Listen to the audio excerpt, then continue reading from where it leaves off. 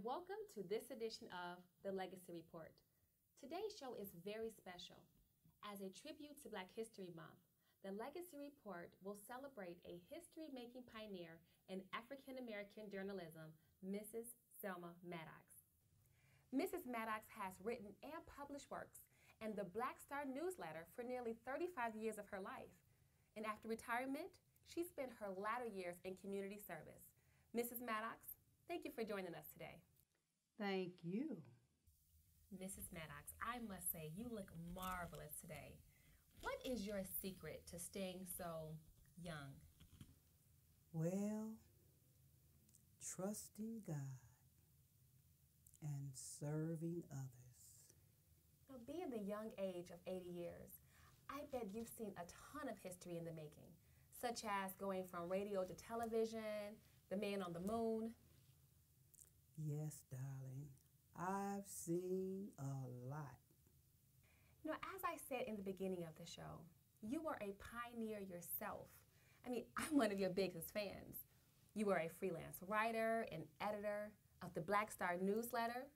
I bet you've covered a ton of stories in your career in journalism. But what were some of the stories that stuck out to you? My grandmother was a slave.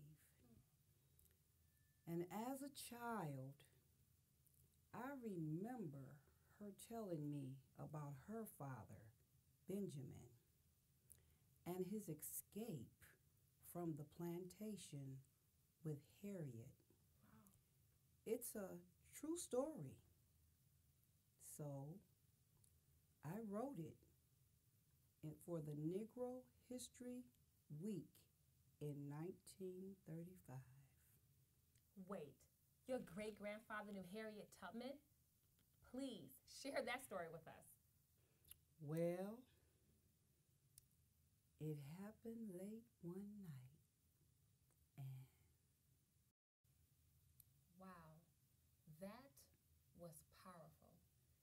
I remember reading a lot of your works in college, but my favorite was The Fire Next Time. that's right. It was about the black church. Seems black folk came to the church to gain strength. It was something about the music and the preaching of the saints in that time. Church folk don't pray these days. If the saints would pray, stand up and pray, what a time we would have. What a time. The Fire Next Time was a very interesting aspect in the black church. Oh, yes. Praise God. Many black leaders gathered at the church for meetings and planning during the civil rights era. And many leaders came from the church during that time. One of my favorite and greatest leaders of all time was Dr. Martin Luther King Jr. Dr. King was a very good speaker. Yes, he was. And the article you wrote about Mrs. King after his assassination was very moving. Oh, yes. That was the saddest day ever for the black community. Dr. King was a force to be reckoned with. And all that song that Mahalia Jackson sung, Precious Lord,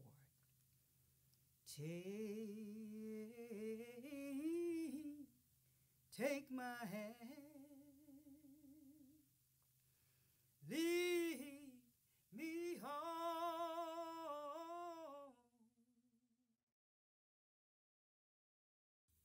Mrs. Maddox, it certainly has been a pleasure chatting with you today. I'm sure our viewers enjoyed the history you shared with us as well. But tell me, What moment in history is your favorite? Well, I think God's greatest blessing to me is when He allowed me to live and see the first black president of the United States. I am so proud of that young man. I think the entire Black community is proud of him as well. But before we go, is there something you would like to tell our viewers? Yes, stick together, my African American kings and queens.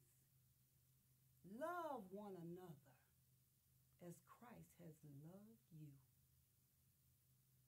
And young people, don't forget to exercise your rights as citizens. Go vote and go to school, because too many people have sacrificed and died so that you would be able to do those things. And most of all, keep the dream alive.